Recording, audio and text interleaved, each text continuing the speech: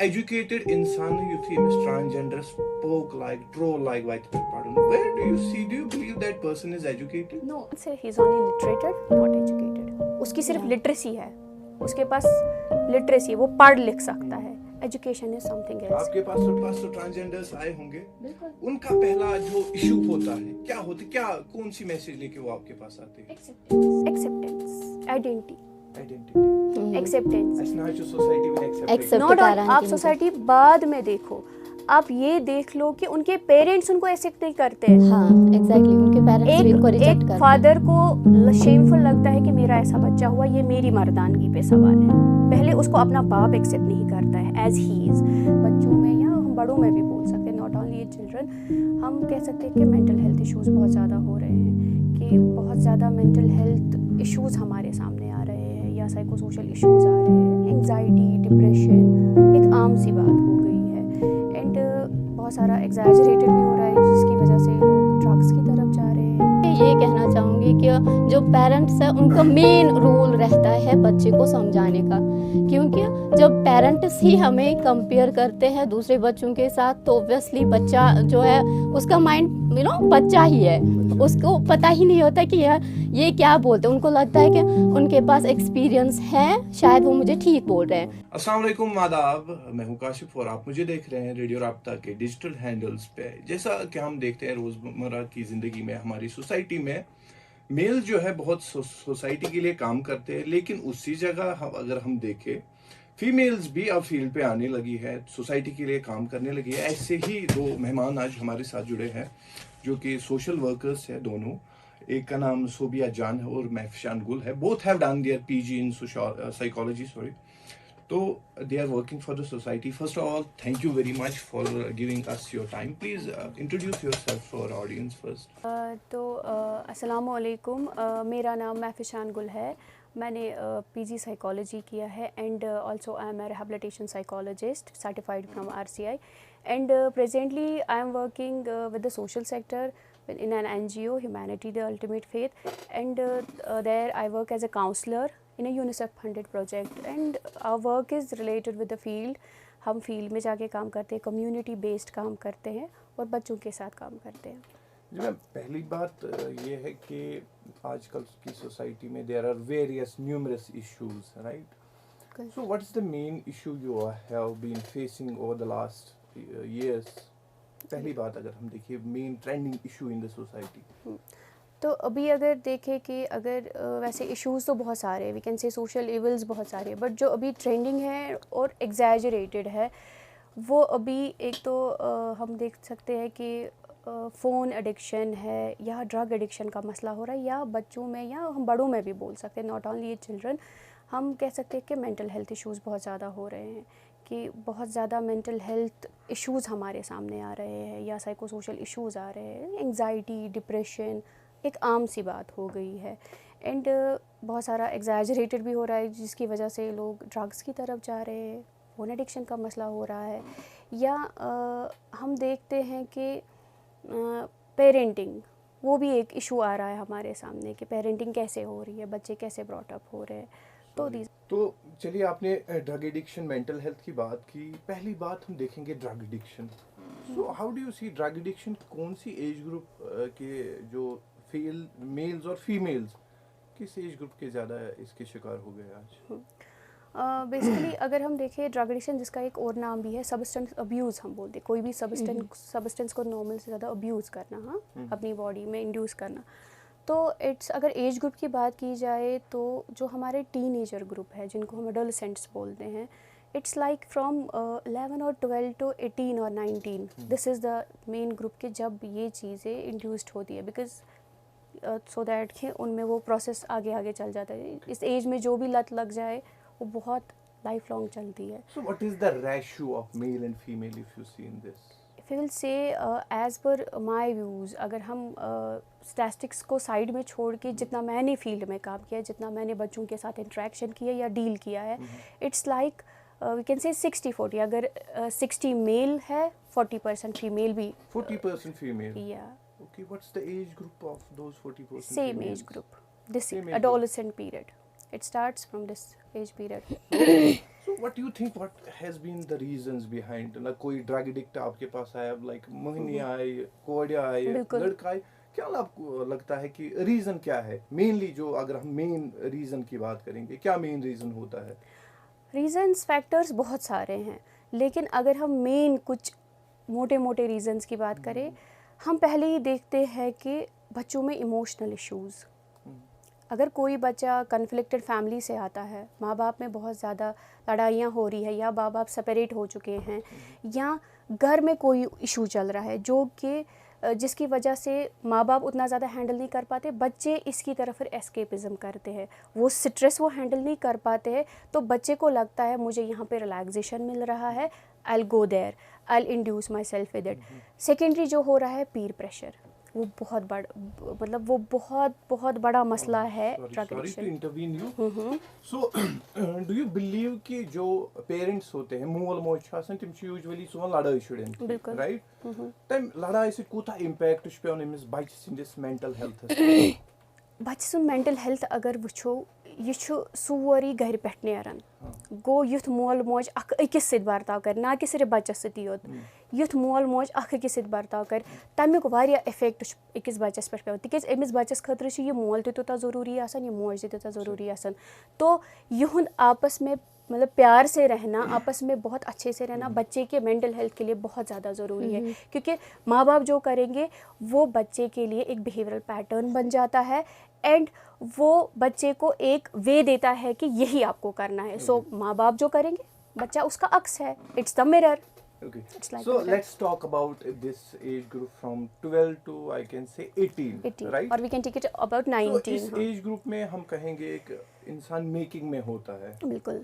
There is a thing like इंसान flying in the air I can say। यो। एक चीज आती है, एक दौर आता है, आप किसी चीज में इन्वॉल्व हो जाते हो, you know what I mean to say। Yes yes yes. तो आपको उस टाइम लगता है अगर छुत ये ये छुत सलिम। बिल्कुल। So what is the solution there I can say? How we have, if youths are watching you, what should they do at that time? Yel basun chu yi chu to yi chu am warai chu kihin. So what's the reality we can say? What's the reality? Basically अगर हम adolescent period की बात करें, जैसे आपने बोला making, obviously it's a transition period कि बच्चा छोटे से बड़ा हो जाता है, it's the transition period, changing period, it's the main changing period. तो आपने जैसे बोला कि बच्चे कुछ ऐसी चीज़ों में इन्वॉल्व हो जाते हैं, जैसे मेकिंग फ्रेंडशिप्स और something something which they call some words, तो it's only an infatuation and attraction, nothing more than. बस ये एक आपके अंदर, जैसे कि आपने बोला केमिकल लोचा हो रहा होता है, हाँ, it's like Hormonal that, imbalance. Yes it's an Yeah. Hormonal, because जब ट्रांजिशन पीरियड होता है हम छोटे से बड़े हो रहे हैं, तो हमारे हार्मोनल चेंज होते हैं, तो अपोजिट जेंडर के साथ अट्रैक्ट होना, ये चीज़ें इट्स अ नॉर्मल थिंग, लेकिन इस चीज़ को हम कंट्रोल कैसे करेंगे, कैसे देखेंगे? Yes. Let me ask you ma'am, Yes. Ma'am आज के दौर में अगर हम मेनली देखें कि आज की जो यूथ है पे ही ज़्यादातर मेंटल हेल्थ इश्यूज आते हैं, जी, जी। तो we throw ourself into the competition, इस कंपटीशंस में पाता हूं इस कन वन हु बता कि हमें आईफोन, राइट, Yeah. हमें हु गाड़ी, हमें ये गाड़ी, मैं यह गाड़ी आनन, मैं आईफोन ही आनन, इसकी वजह से कितना स्ट्रेस उसके दिमाग में क्रिएट होता है? मेन रीज़न जो स्ट्रेस का है वो यही है, कंपैरिजन हम करते हैं। और दूसरी बात, जब पेरेंट्स ही हमें दूसरे बच्चे से कंपेयर करते हैं तो दैट बिकम द मेन काज। हाँ वही।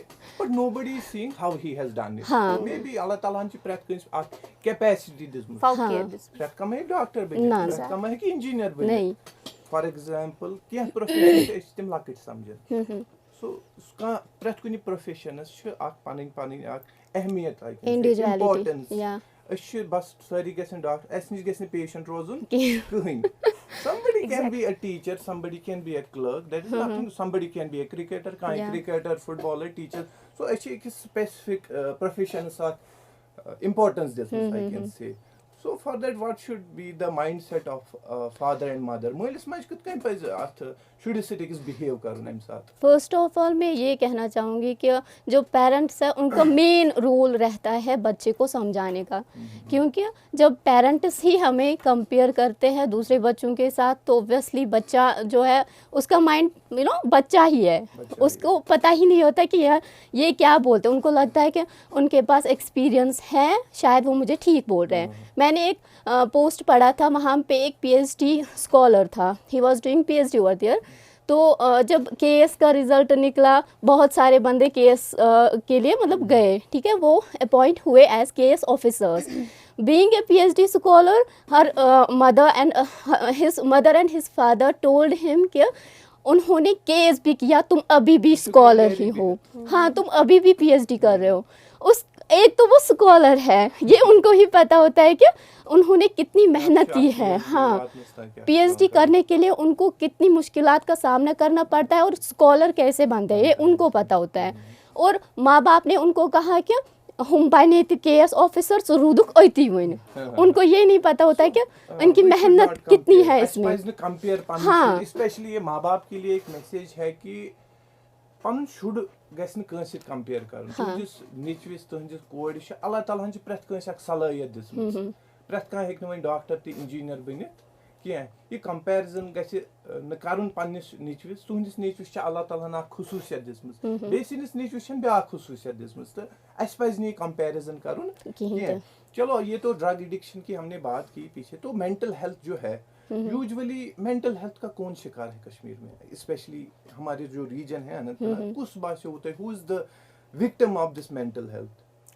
अगर हम मेंटल हेल्थ की बात करेंगे तो मैं it knows no gender and no boundaries, no religion, yes, कोई भी मतलब इट्स ह्यूमन, कोई भी ह्यूमन इसमें आ सकता है, it's human behaviour.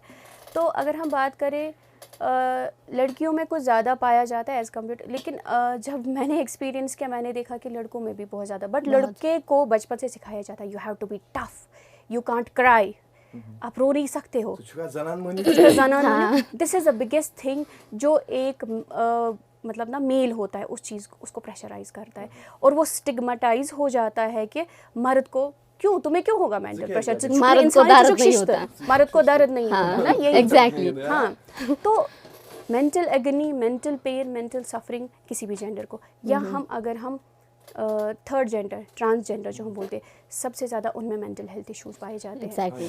Sorry to intervene again, जो हमारे कम्युनिटी में ट्रांसजेंडर्स है, अब यूजुअली देखिए तिमो लोग वन कैन से कि गवनी गसन खान नेबर छन, but our community treats them like यम छ सानी सोसाइटी में जाक क्या वनो बत बेशर्मी सानी सोसाइटी में यम गछ न येते आसिन के वन यमिस मालिस माज हुन सो बच्चे छ आसन, तमिस मालिस माज छ अलग दाग आसन वी कैन से, बट सोन society one educated we can say, क्या एजुकेशन रेशियो वन दो खुद बढ़ान, ब्रोट काल तूता पढ़न कल्चर वन गो क्रिएट अख एजुकेटेड इंसान युथ यमिस ट्रांसजेंडर पोक लाइक ट्रोल लाइक वत पे पढ़न, where do you see, do you believe that person is educated? No, I can say he is only literated, not educated. उसकी सिर्फ literacy है, उसके पास लिटरेसी है, वो पढ़ लिख सकता है, एजुकेशन इज समथिंग एल्स। आपके पास तो ट्रांसजेंडर्स आए होंगे, बिल्कुल, उनका पहला जो इशू होता है क्या होता है, क्या कौन सी मैसेज लेके वो आपके पास आते हैं? एक्सेप्टेंस,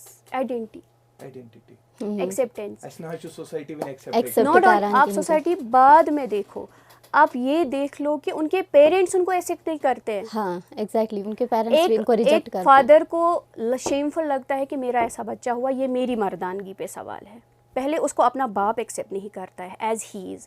तो मेरा ये, मैं कहूँगी ये मैसेज रहेगा कि ईशा अल्लाह ताला सुन दिन है ना, हम नहीं, ये कंट्रोल हम नहीं कर सकते, ईशा रब्बुल आलमीन सिन तरफ आसन।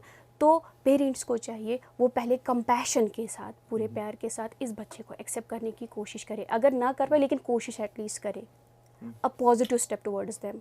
आप देखिए इतने सारे ट्रांसजेंडर्स हैं ऑल ओवर वर्ल्ड जो बहुत ही बड़े पोजीशंस पे हैं अभी, जो एंटरप्रेन्योर्स है, जो बहुत बहुत बड़े काम कर रहे, डॉक्टर्स है, तो ये चीज़। इतने सारे इश्यूज है सोसाइटी में, लाइक जेंडर बायसनेस है, ड्रग एडिक्शन है, मेंटल हेल्थ इश्यूज है ना, तो आप इस टाइम क्या कर रहे हो right now, what are you working on, I can say इस विंकन कत पे छु ते काम करन करंटली, अगर इस वनो करंटली अगर इस वुचो अस विंकन ज़्यादा अथ चीज़ पे काम करन जो ये मेंटल हेल्थ इश्यूज है, ड्रग एडिक्शन है, क्योंकि यम इंटरलिंक्ड, मेंटल हेल्थ इशू हो गया, इंसान ड्रग एडिक्शन की तरफ गया, ड्रग एडिक्शन किया, इंसान मेंटल हेल्थ इशू का शिकार हो गया। तो हमारा जो काम रहता है मोस्टली हम इनके साथ काउंसलिंग सेशंस करते हैं, हमारा काउंसलिंग होता है, हम इन फील्ड जाके बच्चों को या जो भी एंड अडल्ट होते इसमें हैं प्रॉपर प्राइवेसी होती है। बिल्कुल कॉन्फिडेंशियलिटी का इस वक्त पहले छु बासन अगर बे अमिस निश गस खबर ये लुकमा वन्नम पागल, बोजन, हाँ। लुकमा वन्नम ना पागल। ये somebody will came to know about this, he went there, इसको ये meant she has this mental issue कि फिर मैं सोसाइटी में और भी डिग्रेड हो जाऊंगा। वही बात है ना। Complete privacy, nobody will came to बिल्कुल, know। अगर हम Yeah. इंडिविजुअल लेवल पे बात करें तो कंप्लीट प्राइवेसी होती है, हमारा एक एथिकल वो कहते हैं ना वो ओथ होती है काउंसलर्स की, because I am a professional counsellor, हमारी एक एथिकल ओथ होती है कि जो भी मेरे पास क्लाइंट आता है, because we call them client, we don't call them patients, we call them client, तो जो हमारे पास क्लाइंट आते हैं उनका कॉन्फिडेंशियलिटी जो भी उनकी हिस्ट्री वगैरह होती है वो बस उनके और हमारे बीच रहती है। एंड सेकेंडली सोसाइटी का अगर हम देखें, जो सबसे बड़ा स्टिग्मा है ना सोसाइटी में कि जंगिश दुआद नाइडिश दुआद ओके, कलश दुआद ओके, बट ये दिमागुक दुआद छु कोरमु स्टिग्मेटाइज। ओके यार, पेट दर्द नहीं हुआ, ब्रेन में कुछ लोचा हो गया तो मसला क्या है, ट्रीटमेंट है, कर लो।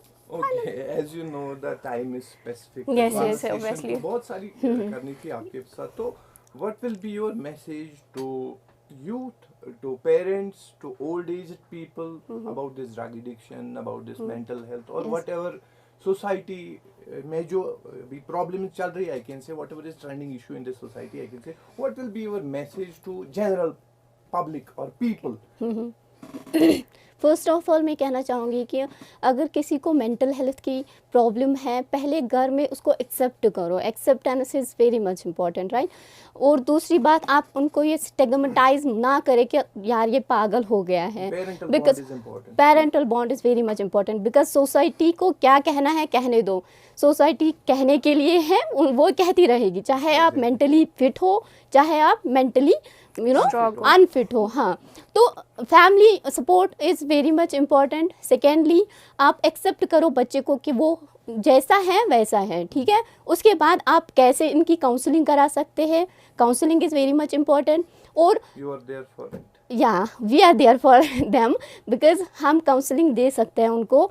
और दूसरी बात कि उनको स्टिग्मेटाइज ना करें कि तुम पागल हो। पागल word is a big word, हाँ, it is inappropriate word, because बच्चे को फिर लगता है कि यार इन्होंने अब बोल दिया, चलो मैं पागल ही हूँ, वो करता रहता है जो उनको कर, या ये बात है, पहले एक्सेप्टेंस घर पे होनी चाहिए।